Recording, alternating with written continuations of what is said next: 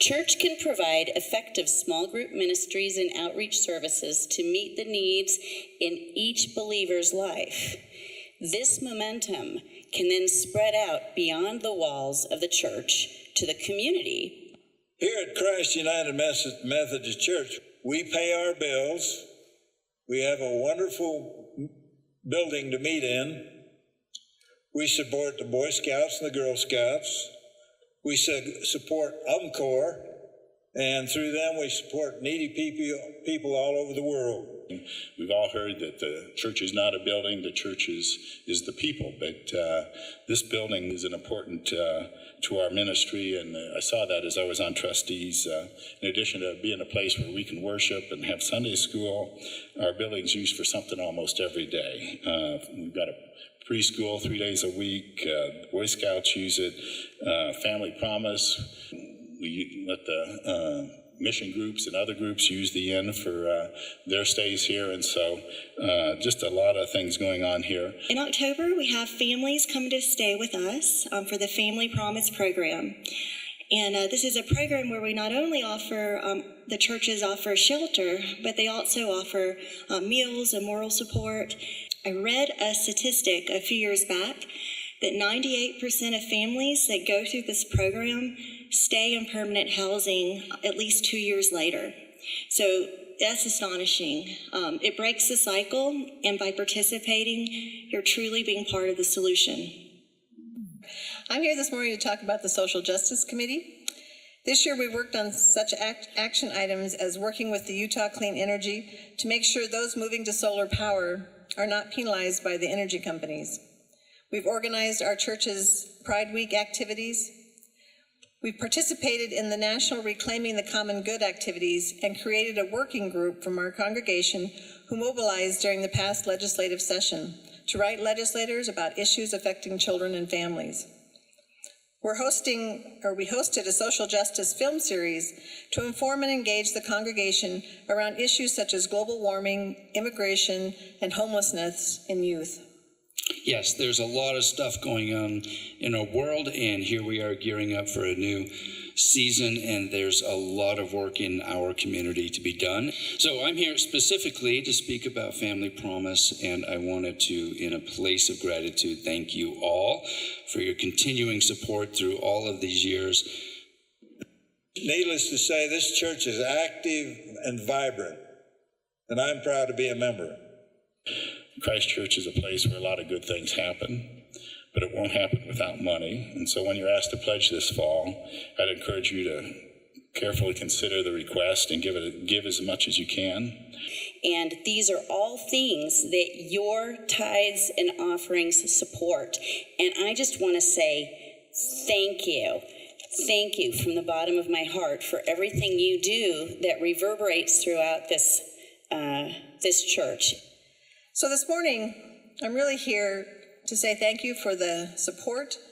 So thank you for all you do, and be blessed today. Thank you so much. That's just a little taste of what people have been sharing with us over the past few weeks and a few months about the different ways that they've been involved, and they've seen the church reach out in mission and outreach. So today we have a special speaker. Her name is Jackie Hibbard. And I met Jackie probably a month ago, maybe 6 weeks ago. And I had heard of her. People said, oh, she went with her husband and they went to Madagascar. She's on a mission trip. And I thought, wow, that's pretty impressive. And I said, how long is the mission trip? And they said, well, it's, 6 weeks long or whatever. How many? I don't know how many. It seemed like a long time when she was gone, but she came back and she shared her story with the UMW a couple weeks ago, and I sat in and listened to her. And it was moving, and it moved me, what she shared and what she said. And so this morning, we get to hear her speak a little bit about her new position as the missions chair for Christ UMC, but also a little bit about her trip to Madagascar and what she did there. Jackie Hibbard.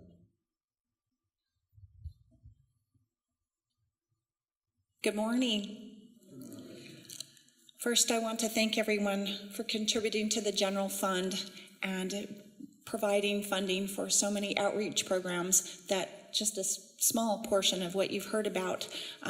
We couldn't do all the things that we do here at this church without your financial support.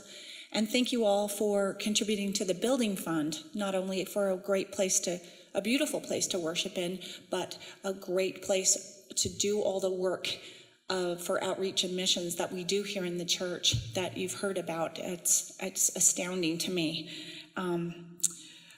Our church is about results, and individual donations are combined and magnified through our work here and through the United Methodist infrastructure. And not only do we do local projects like you've heard, but we also support missionaries out in the field.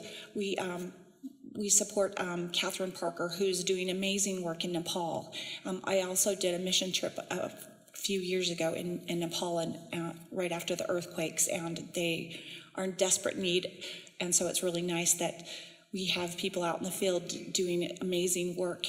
And we also are sponsoring a speaking event for a full-time missionary, a United Methodist missionary, on November 30th here at this church. He is from Ghana, Africa, and I'm really interested in hearing what he does on a full-time basis, on a day-to-day basis, because, after my trip to Africa, I realized that there's such a great need out there that just is unfathomable to people here. In fact, to myself, until I saw it firsthand.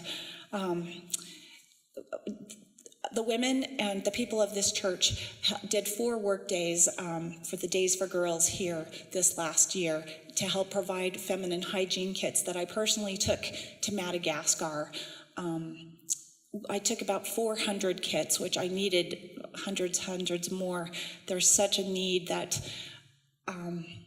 it's indescribable. These women and girls could not go to school, and the women can't go to work, and they need the daily income, the small amount of income that they make. And so, I think when people are making these kits, I don't think they realize the impact that they're having on the women and girls out there in the world who wouldn't be able to go to school and get equal footing to their male counterparts. But some of these people don't even have underwear. I mean, they didn't have shoes. And so the impact that you people did, just those 4 small work days, I would not have been able to take those kits if it weren't for you guys. About February, I was kind of praying and fretting, how am I going to get all the supplies that I need? And I'm telling you, Sue Nissen came it was like a miracle, all the wheels that have come into play, and you've heard me speak about that before, but the impact that you all did that we could not have done without this building and the funding. And so I just feel like God is spreading, he's working through us, and I'm amazed at the work and the people here at this church. We're the boots on the ground, and you guys work really hard at outreach, and I'm so proud to be a part of it. I implore you, as you are reviewing your donation budget, to devote as much as you can toward keeping the important work we do here at Christ United going. And I also wanted to add, I just heard the United Methodist women had a big work day at Hilltop this last Friday, and they made 105 of those kits just last Friday. I mean, that's amazing. I can't wait to go back to Africa and take thousands. So thank you for your help, and thank you for your support of the amazing missions, both locally, nationally, and globally, that we do here at this church. Thank you.